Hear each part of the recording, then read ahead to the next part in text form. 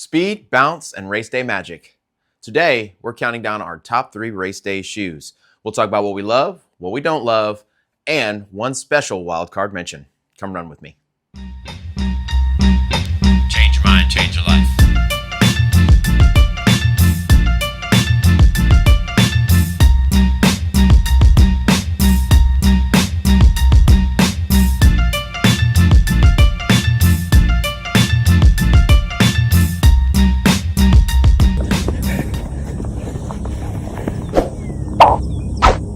And welcome back to another edition of Running with James. I'm Coach James, and I'm here to help you crush your goals with tips on gear, race advice, training advice, and everything in between. If you're new to the channel, please take a moment to like and subscribe, and then don't forget to hit that notification bell to know about all things Running with James. Now let's get into it. What are our top 3 shoes? All right, guys, coming in at number 3 is my go-to racer for the last few years. I have raced 5Ks in this. I've raced 10Ks in it. I've raced half marathons, full marathons.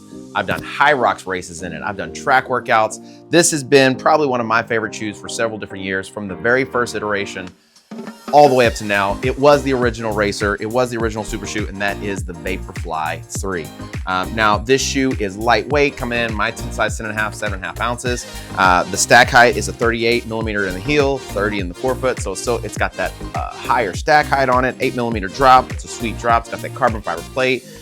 So it's a great shoe for pretty much anything you want to put it through. Now, for me, those are the things I love. For me, the reason this is number 3 is because I feel like it's really lost some of that luster, some of that excitement that it first had. I don't feel like the Zoom X has really been updated enough to kind of meet the expectations of some of the other foams that are out there. And it just doesn't have that pop it used to have, specifically in the forefoot. Now, it's the Vaporfly 3 actually has more foam than it's ever had, than any of the other iterations before it. And maybe this is just me, and maybe it's because there's so many other shoes that are high stack height, ride a lot of bounce. But for me, it just doesn't have that same excitement that it used to have. So it's still a great shoe, amazing shoe that you can do a ton of different things in. But that's why it's at number 3 and not number 1. All right, coming in at number 2 is a shoe that unlike the Vaporfly, the first iteration I was not a fan of. It had a great look. Had the carbon fiber plate. It was super light, but the foam just was not there. It was like a brick, and there wasn't a lot of it. And so for anything other than like a short track workouts, maybe a 5K, just wasn't there, right? So they really missed the mark. But since then, they have stepped up their game, and ASICS has brought it with the ASICS Metaspeed Sky Paris. So this thing is max cushion. It's got the 40 millimeter stack height in the heel, 35 in the forefoot. It's got that carbon fiber plate. It's got this Flight Foam Turbo Plus, which is super springy. Definitely can save the legs. It's not plush, but it's definitely got that bounce to it, more bounce to the ounce. And speaking of ounces, it has very few of them. Only 6.8 ounces in my size 10.5. So this is it's the lightest shoe I have in my rotation right now, but it's one of the lightest marathon super shoes that are out there. Only 1 or 2 that are actually a little bit lighter. And so this sucker is light. So I love that. I love how breathable the upper is. It actually has a great fit on it too. Great lockdown in the heel. What I'm not a huge fan of is the tongue. So it's not attached tongue. So it takes some time to kind of finagle that thing and get it all worked down to get your lockdown just right. Not a huge fan of the laces, which that's an easy fix. You could just switch out the laces if you wanted to. And for anything probably longer than, I would say, like a half marathon, I probably wouldn't wear it. Just because the foam doesn't have that push. So like great for going fast. In fact, some of my fastest workouts and races have been in this shoe. But like for the long haul, so doing a long run, it's just not as great as say the number 1 shoe is. And so great overall, wonderful shoe. Price point is around what the rest of them are, right at that $250 mark.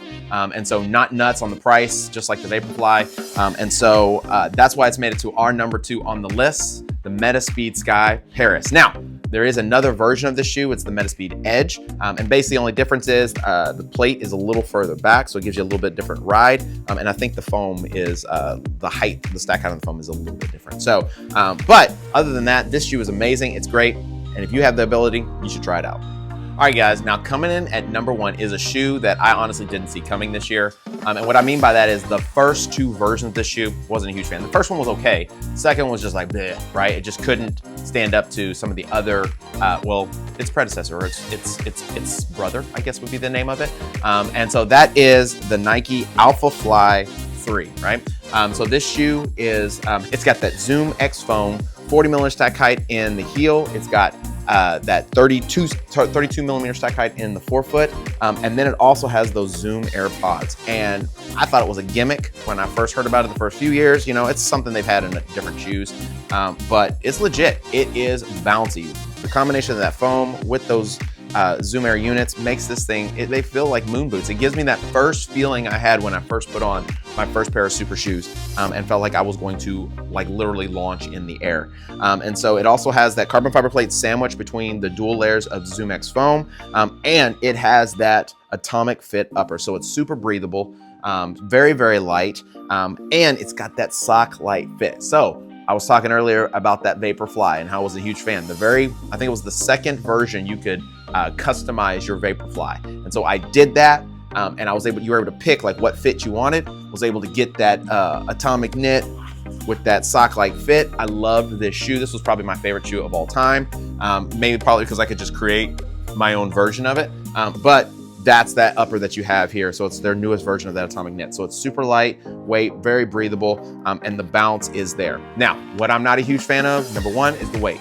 At 8 ounces, for my size 10.5, it is the heaviest like shoe on this list. It's still light, right? I mean, it's not 10 ounces, right? And on foot, it does not feel that heavy. It really feels still light, and it doesn't feel like the moon boot that it looks like.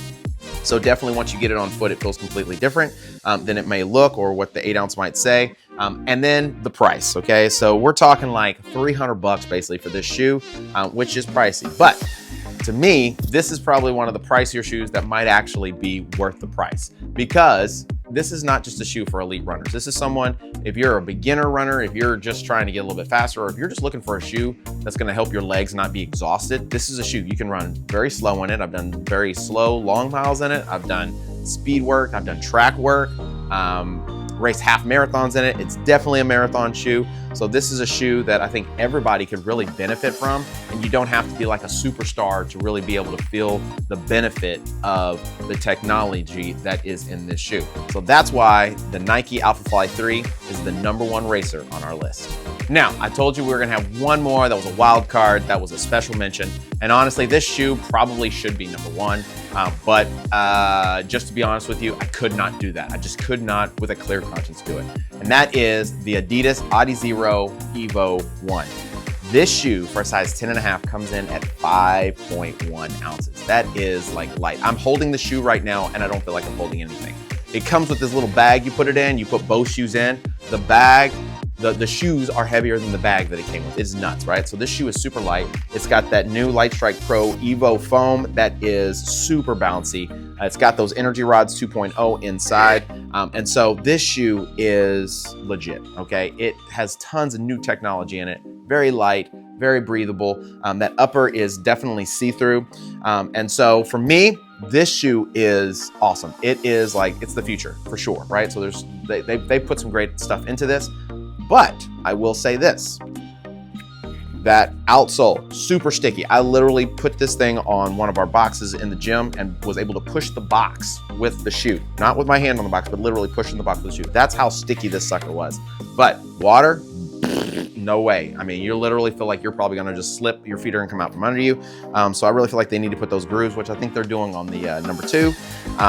Also, that upper was not super comfortable for me. I didn't find it very comfortable. The tongue is like, it's like sashimi, right? It's so like razor thin that you barely even notice is there, but that also means it's hard to lay that sucker down. So getting that fit perfect was a little bit of a challenge.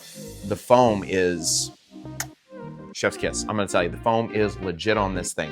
So with the downsides of it, and it's basically like your opposite ends of the spectrum. So the other part of the opposite ends of the spectrum is the price of this thing, $500, right? So you're gonna get very limited wear out of this. Adidas themselves has said you're gonna get a couple training runs and a marathon, maybe a little bit more running. Obviously you can probably run more in it, but I can see why, like with this upper, it's pretty fragile. And with the outsole as well, that's gonna wear down really, really thick. I mean, really, really quick. And so I can see why they say you're only gonna get very few runs. So for $500, you're just not getting as much bang for your buck. So there's definitely other shoes out there. What this does do is it gets me extremely excited for the Adios Pro 4, because they're putting a lot of the same technology that is in this into that Pro 4. And so I'm thinking that that shoe is going to be legit. Haven't got it on my foot yet. They've already released it. They just haven't released the color that I want just yet. So that red and black, when it comes out, I'm copying that joint. So let us know, guys, down in the comments. What's your favorite race day shoe? Is it the Evo 1? Is it maybe the Alphafly? Maybe one of the others? Maybe something we didn't put on our list. There's so many super shoes that are out there, from New Balance to Brooks. But these were our favorites, the ones that we loved most. So we want to know, what are you racing in this coming year? So we hope you found this helpful. If you did, please don't forget to like and subscribe and share. We also have a podcast that we upload every single week, every Friday, new episodes. For myself and Coach Lauren, we get into all the ins and outs. We talk training tips, we have guests, we have a great time, and we want you to take that journey with us. And you can check us out on all of the podcast platforms. So guys, remember, this year is going to be a great year. It's 2025. We are going to be crushing it. There's tons of great shoes coming out this year, tons of stuff for us to do reviews on. So I'm super excited about that. And so as you follow us through this journey, we want to know, what types of shoes do you want us to review? What type of gear? Is there any kind of gear you want us to check out? We're checking out this new Amazfit run watch that's supposed to have a Hyrox, or does have a Hyrox app on there. So if there's something you want us to review, let us know and we'll do our best to try to make that happen. So guys, we appreciate you coming in. Remember, you can change your mind, you can change life.